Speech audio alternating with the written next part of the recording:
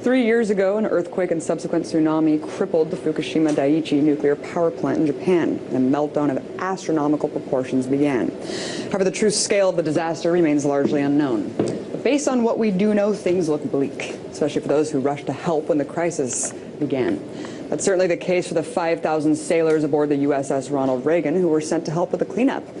And as they were floating offshore, they weren't given any sort of preventative treatment or iodine tablets until after they left Japan 80 days later. In fact, they weren't even told there was a nuclear meltdown for an entire month, all the while dosing themselves daily with radioactive water.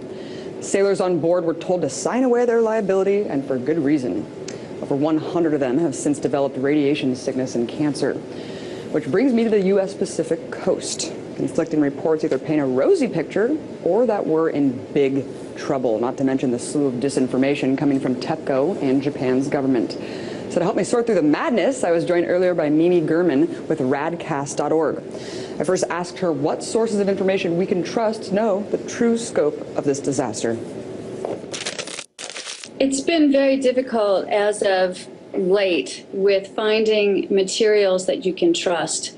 There's been a disinformation campaign both from, I think, obviously TEPCO and the Japanese government with its secrecy law coming in, which has made things extremely difficult, down to, who's giving us correct information on the ground. And I'm one of those people on the ground, and I have to look at that as well. So the people that I trust are primarily at this point citizens who have monitors. I do trust us.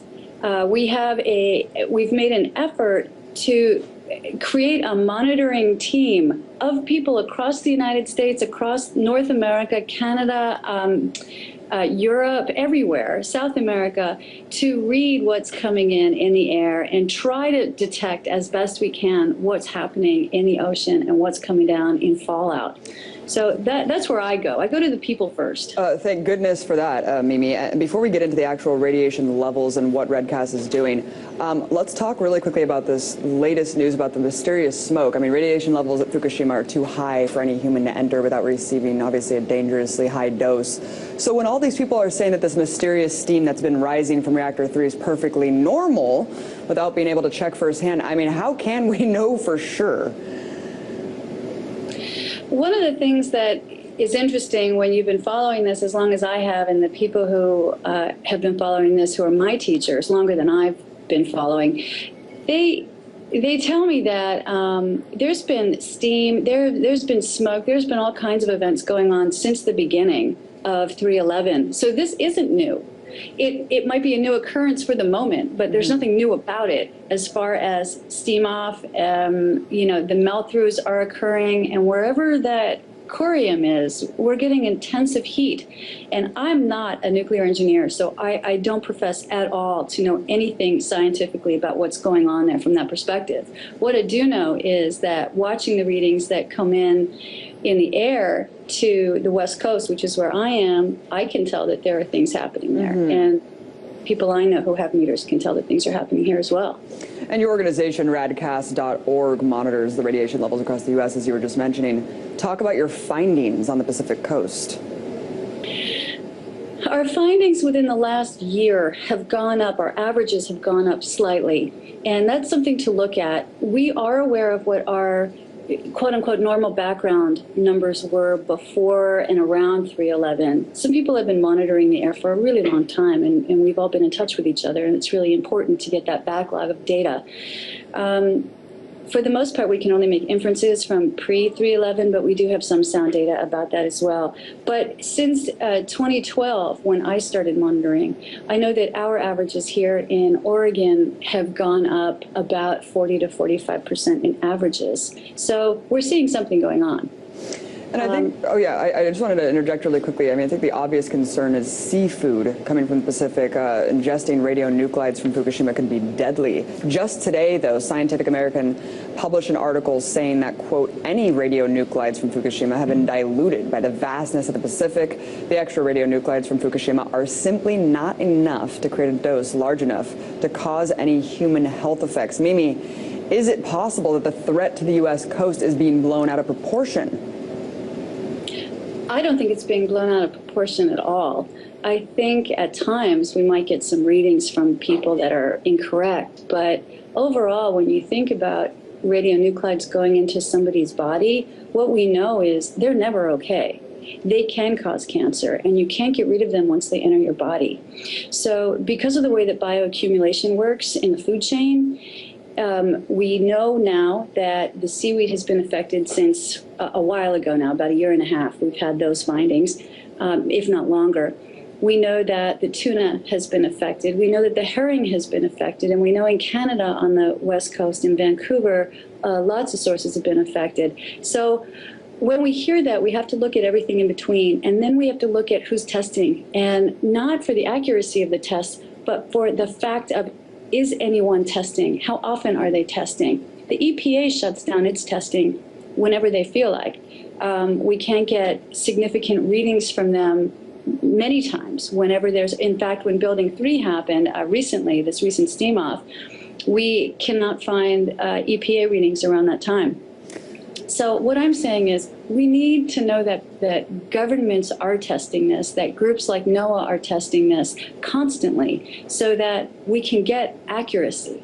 And until we get accuracy and we allow some time for the bioaccumulation to read out in greater numbers, I can only advise people to not eat the fish from the ocean. RadCast is also connected with independent monitors in Japan. What have you learned from them, and how does it differ from the reports we're hearing on the media? Well, fortunately, Safecast created a monitoring system for the Japanese people immediately after Fukushima happened.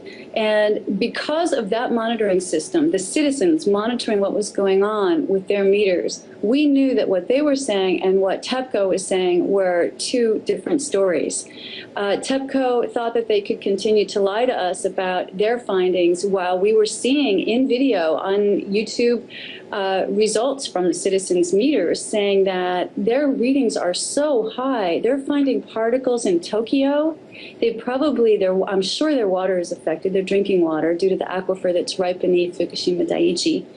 And I'm devastated that the Japanese government isn't doing more to protect their people. And I'm also devastated that we have so many people, not just on the West Coast in the United States, but all over North America, who are who have been hit, especially in the beginning, with particles in the fallout. And we know that through Arnie Gunderson at Fairwinds, through his testing, and we know that through numerous testings, in fact, from the Canadian government.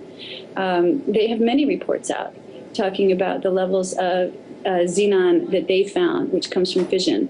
And Arnie found particles of plutonium. And he said that every individual in Seattle, and he later said in Portland as well, was receiving about 10 hot particles a day during maybe it was 2 or 3 weeks or so right after Fukushima happened when he did his testing. When you ingest particles, they don't go away. They will affect your DNA. Well, I'm sure Congress is on the case. RadCast is also presenting its findings to members of Congress. How are they responding, Mimi?